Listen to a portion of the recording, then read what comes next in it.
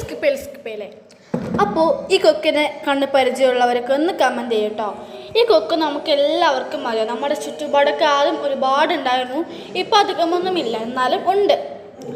ഈ കൊക്ക് നിങ്ങൾക്ക് കിട്ടുകയാണെങ്കിൽ നിങ്ങൾ ഈ കൊക്ക് കഴിച്ചിട്ട് ആ കുരുക്കൾ വെറുതെ കളയരുത്. ആ കൊക്കയുടെ കുരുക്കിൽ കൊണ്ട് നമുക്കൊരു ചോക്ലേറ്റ് ഉണ്ടാക്കാം. വളരെ സിമ്പിളാണ്. നമ്മൾ കൊക്ക് കഴിച്ചു കഴിഞ്ഞാൽ ആ കുരു നല്ലോണം വാഷ് ചെയ്യാം. വാട്ടറിലിട്ട് ഡിപ്പ് ചെയ്ത് നല്ലോണം വാഷ് ചെയ്യാം കേട്ടോ. വാഷ് ചെയ്തതിന് ശേഷം ഒരു 1 വീക്ക് നമ്മൾ അത് ഡ്രൈ ചെയ്യാം വെയിലത്തൊക്കെ വെച്ചിട്ട്. ഒരിക്കലും ഒരു ദിവസം നമ്മൾ സ്കിപ്പ് ചെയ്താൽ അത് പായലൊക്കെ ആവേ. അതുപോലെ നമ്മൾ ഇങ്ങനെ നമ്മൾ ഒരു 1 വീക്ക് ചെയ്തെടുക്കണം. ഇങ്ങനെ ഫ്രൈ പാനിൽ നല്ലോണം തന്നെ മിക്സ് ചെയ്യാം.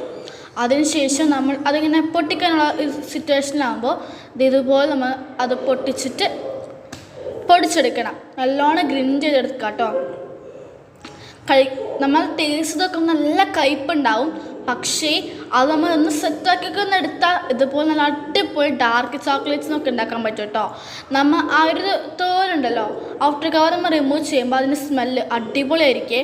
അപ്പോൾ ഇതുപോലത്തെ വീഡിയോസ് ആണെങ്കിൽ കമൻറ്റ് ബില്ലോ. പിന്നെ നമ്മുടെ ചാനൽ സബ്സ്ക്രൈബ് ചെയ്ത് വെച്ചോ. അപ്പോൾ ഇതുപോലത്തെ മോർ അടിപൊളി വീഡിയോസായിട്ട് ഇനിയും വരും. അപ്പോൾ എല്ലാവർക്കും ബൈ ബൈ.